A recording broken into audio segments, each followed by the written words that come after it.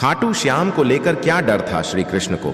जानिए महाभारत युद्ध के बर्बरीक की कहानी। महाभारत का युद्ध शुरू होने को था। देश भर के योद्धा या तो कौरवों के साथ थे या फिर पांडवों के।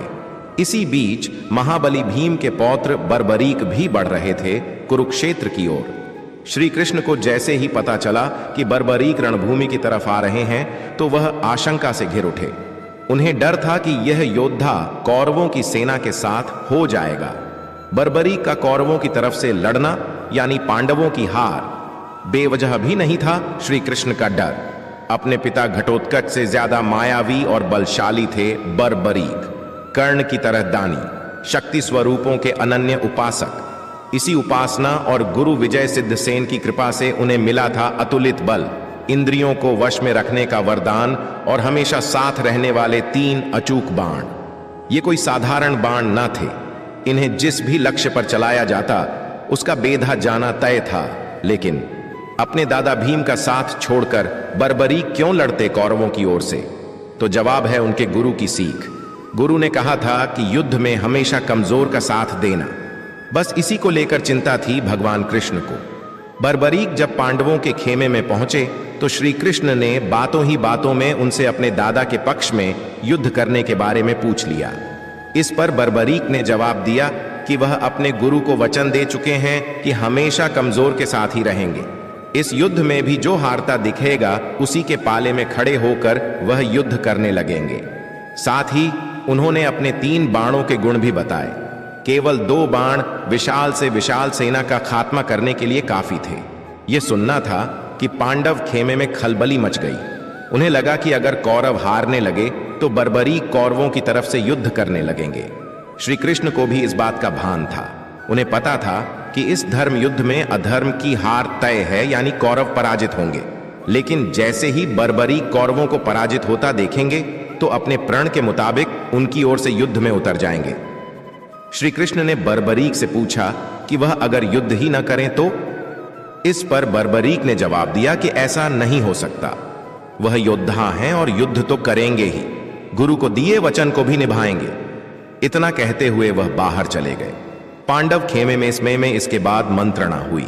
तय हुआ कि श्री कृष्ण ही इस संकट से उबारने का हल तलाशें। श्री कृष्ण अगले रोज ब्राह्मण वेश में बर्बरीक के पास पहुंचे। तब वह ध्यान में लीन थे। उनके बगल में 3 बाण रखे थे। ब्राह्मण को देखकर बर्बरीक ध्यान मुद्रा से बाहर आए और चरणों में प्रणाम किया। ब्राह्मण ने पूछा, यहां पीपल के पेड़ के नीचे ध्यान मुद्रा में बैठे होने का क्या कारण है और तुम कौन हो? बर्बरीक ने उन्हें अपना परिचय देते हुए बताया कि वह युद्ध करने आए हैं। ब्राह्मण ने इस पर कहा, तुम्हारे पास तो केवल 3 बाण हैं, इनके सहारे युद्ध कैसे करोगे? इस पर बर्बरीक ने उन बाणों के अमोघ होने की पूरी कहानी सुनाई। ब्राह्मण ने पीपल के पेड़ की तरफ उंगली दिखाते हुए कहा, मान लो यह पीपल का पेड़ एक विशाल सेना है और इसके सभी पत्ते एक एक सैनिक। कैसे तुम इन बाणों से उन्हें बेधोगे? इस पर बर्बरीक जैसे ही अपने बाणों का चमत्कार दिखाने के लिए धनुष उठाने को मुड़े, श्री कृष्ण ने पीपल का एक पत्ता अपने पैर के नीचे छुपा लिया। बर्बरीक ने अपने धनुष पर एक बाण चढ़ाया और पीपल के पेड़ की तरफ छोड़ दिया। सभी पत्तों पर निशान लग गए। इसके बाद जैसे ही उन्होंने दूसरा बाण छोड़ा, सभी पत्ते जमीन पर जा गिरे और तीर ब्राह्मण के पैर में जाकर लग गया। ब्राह्मण के पैर से खून रिसता देखकर बर्बरीक हैरान हो गए। उन्हें अंदाजा हो गया कि यह कोई साधारण ब्राह्मण नहीं, अन्यथा इनकी मौत हो गई होती। बर्बरीक यह सब सोच ही रहे थे कि ब्राह्मण बने श्री कृष्ण ने कहा, तुम्हारे बाण अचूक और चमत्कृत करने वाले हैं। महाबली, क्या इस ब्राह्मण को कुछ दान नहीं दोगे? बर्बरीक ने कहा, जरूर दूंगा, लेकिन आप मुझे अपने वास्तविक रूप में दर्शन दें। श्री कृष्ण ने जैसे ही अपना रूप दिखाया, बर्बरीक उनके पैरों पर गिर पड़े और बोले, भगवान, जो मांगना हो मांगे। श्री कृष्ण ने उनका शीश मांग लिया। इस पर बर्बरीक ने कहा, लेकिन भगवान, मैं महाभारत का युद्ध देखना चाहता हूं। मैंने सुना है कि इतना बड़ा युद्ध न तो कभी लड़ा गया और न ही लड़ा जाएगा। यह अवसर मुझसे मत छीनिए। इस पर श्री कृष्ण ने कहा कि धड़ से अलग होने के बाद भी शीश जीवित रहेगा। आंखें सब देख सकेंगी और कान सब सुन सकेंगे। यह सुनते ही बर्बरीक की इच्छा पूरी हो गई और उन्होंने तलवार से अपना शीश काटकर भगवान श्री कृष्ण को दे दिया। मधुसूदन ने बर्बरीक का कटा शीश कुरुक्षेत्र के पास की ऊंची पहाड़ी पर रख दिया, जहां से उसने महाभारत का पूरा युद्ध देखा। श्री कृष्ण को बर्बरीक अपना मार्गदर्शक मानते थे। वजह थी, जन्म के बाद जब घटोत्कच उन्हें लेकर द्वारका पहुंचे तो श्री कृष्ण ने ही उन्हें शक्ति स्वरूपों की उपासना के लिए महिसागर जाने को कहा था। बर्बरीक ने वहीं पर शक्ति स्वरूपों की उपासना की और गुरु विजय सिद्ध सेन की सिद्धि पूरी होने तक उनकी रक्षा की थी। इसी के प्रतिफल में वह अजेय बन सके थे। महाभारत के युद्ध में जब पांडवों को विजय मिली तो उनमें श्रेय लेने की होड़ मच गई। युधिष्ठिर कृतज्ञ हो रहे थे वासुदेव के प्रति। वहीं भीम को लग रहा था कि उन्होंने ही धृतराष्ट्र के पुत्रों को मारा है और इस वजह से युद्ध का परिणाम उनके पक्ष में आया। दूसरी ओर अर्जुन भी श्री कृष्ण के प्रति ही कृतज्ञ रहे। आखिरकार तय हुआ कि बर्बरीक ने पूरा युद्ध देखा है तो उन्हीं के पास चला जाए। बर्बरीक ने उनसे कहा, मैंने तो शत्रुओं के साथ केवल एक पुरुष को युद्ध करते देखा है। उनके बाईं ओर 5 मुख थे और 10 हाथ, जिनमें त्रिशूल आदि वह धारण किए थे। दाहिनी ओर 1 मुख और 4 भुजाएं थीं, जिनमें चक्र आदि अस्त्र शस्त्र थे।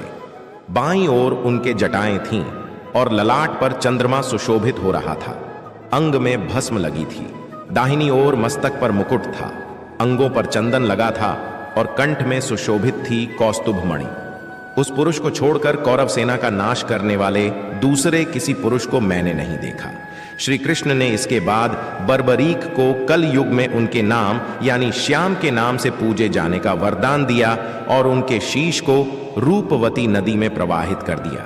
यही बर्बरीक बने खाटू श्याम। माना जाता है कि कलयुग आने के कई साल बाद बर्बरीक का शीश एक नदी में पाया गया, जिसे राजस्थान के सीकर जिले में श्याम कुंड के पास दफना दिया गया।